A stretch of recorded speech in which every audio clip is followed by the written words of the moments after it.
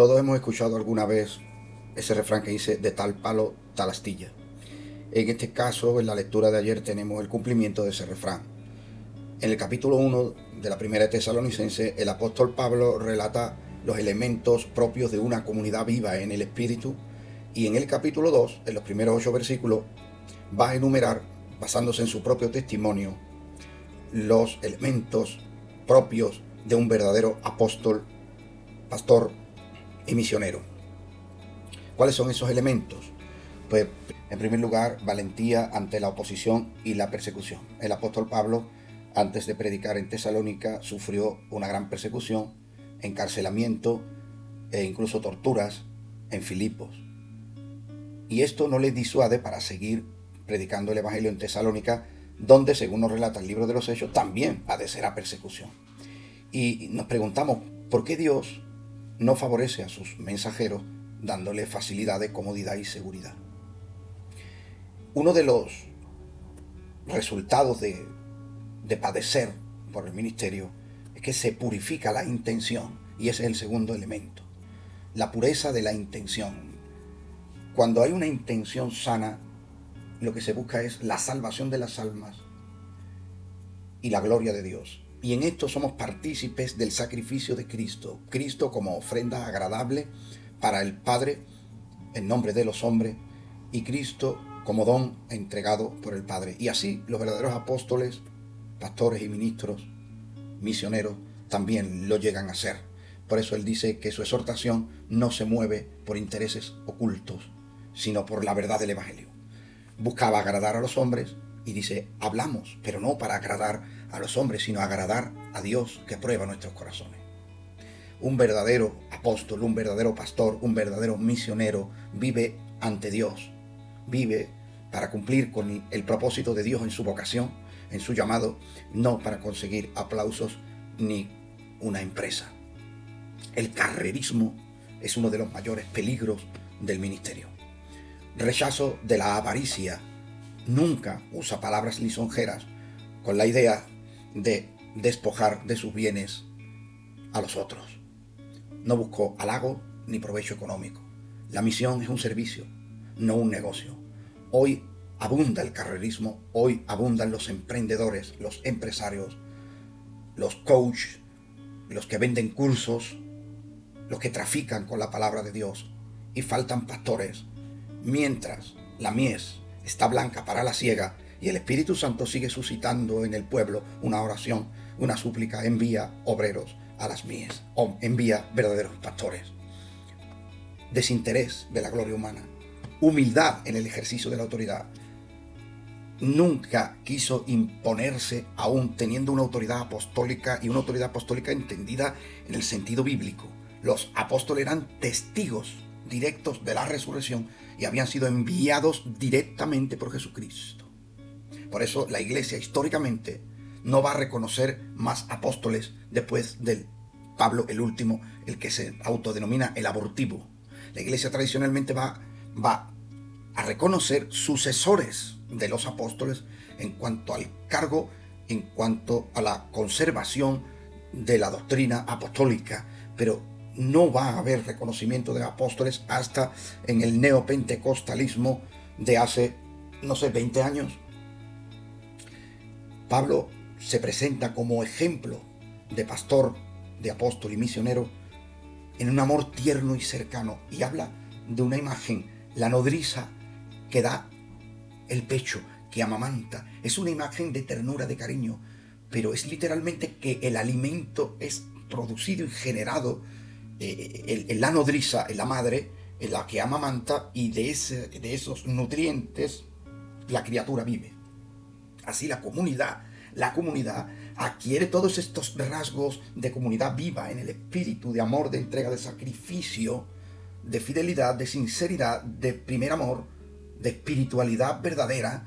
La obtienen de las propias entrañas, de la propia esencia, de la propia relación que tiene con Dios el apóstol Pablo. No solo enseña, no solo establece orden, no solamente forma una comunidad, sino que las cuida con ternura. Y llegamos al último de los elementos, la entrega total, porque Él dice, tan grande es nuestro afecto, tan grande es nuestro amor por vosotros, que hubiéramos entregado no solo el Evangelio, sino también nuestras propias vidas. Y aquí contesta la pregunta, ¿por qué Dios no tiene a mesa y mantel en privilegios, en jet privado, en lujos y comodidades a sus apóstoles, a sus misioneros y a sus pastores? Porque somos participantes de los sacrificios y del sufrimiento de Cristo, porque no hemos sido llamados para alcanzar honores, privilegios, porque la razón de nuestro llamado no es nuestro bienestar, porque esto no es un negocio. La razón fundamental de nuestro llamado es la entrega sacrificial en obediencia a Dios y por amor a los hermanos. El Salmo 139, que también leímos ayer, nos da unos elementos de conciencia de la omnisciencia de Dios, de la visión y el escrutinio que hace Dios de nosotros, aún de lo más íntimo. Dice el salmista, tú me has examinado, me has conocido. Y examinado no es que Dios desconoce y escruta para conocer, sino que nos somete a examen, como el alumno que ha de demostrarse a sí mismo y demostrar al profesor que ha adquirido, que domina los conocimientos y la materia. Y si reprueba la materia, aunque se haya esforzado, significa que no lo ha asimilado y tendrá que repetir. Es someternos a examen cuando la intención de nuestro corazón en el servicio, en el ministerio, no es hacer carrera, alcanzar gloria, beneficios o pingües, ganancias, sino que las almas se salven, el bienestar de aquellos que tanto amó Jesús, que murió por ellos, y de obedecer y no traicionar a Dios en el llamado que nos hace. Dice que tú conoces hasta cuando me siento y me levanto, dice el salmista. O sea, conoces cada acción por pequeña que sea, conoces desde lejos mis pensamientos, lo que guardo en la mente lo discierne con claridad, escudriñas hasta mi reposo. En el sueño, decía Freud, que emerge aquello que está oculto de nuestra conciencia, y dice, pero Dios ya lo conoce. Nosotros pensamos articulando verbo interior, y dice, tú conoces mi verbo interior. Permítaseme este parafraseo de carácter filosófico, pero es, tú conoces la palabra antes de que esté en mi lengua. Me has rodeado por delante, por detrás, o sea, sabes lo que va a venir, lo que no va a venir, lo que veo, lo que no veo, dónde me apoyo, hacia dónde quiero ir, lo conoces todo, y este conocimiento es maravilloso. La conciencia de Dios que está presente y nos observa, y la responsabilidad de tener que agradar, guía la conducta de los verdaderos enviados. Y ahora, en el Evangelio de ayer, Mateo 23, capítulo 23 al 26, también podríamos enumerar los elementos de una falsa piedad hipócrita, externa, aparente. Obsesión con las minucias secundarias. Diezmaban la menta, el eneldo y el comino. Entonces el diezmo era dar la 10ª parte de lo que tienes. Que si tienes una mata de menta que va a ser contar las hojitas, de cada 10 hojitas, una la llevo a la ofrenda. Sin embargo, habían olvidado la misericordia y la fe. Una piedad que se centra en detalles rituales, pero pierde lo esencial. Una incoherencia espiritual. Cumple los preceptos más pequeños, olvidando lo fundamental, olvidando lo esencial. Es una falsa piedad, una falsa religiosidad, que solamente se convierte en una lista de deberes externos, de preceptos a cumplir, y ya está. Por eso son guías ciegos, porque pretenden enseñar y guiar a otros, pero ellos mismos no ven lo esencial, ni siquiera que Dios.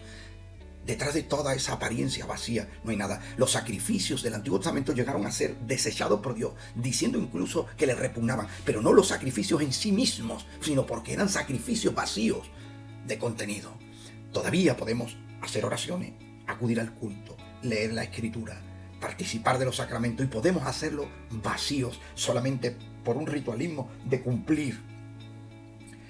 ¿Por qué? Porque la falsa piedad de los fariseos solo se preocupaba por la apariencia externa, limpiando el vaso, la metáfora del Señor, limpiáis el vaso, pero es que un labio va por el exterior del vaso y el otro labio va por el interior. Si el exterior está limpio, para los demás me ven limpio, pero si el interior no lo lavo, pues me estoy contaminando y me estoy enfermando.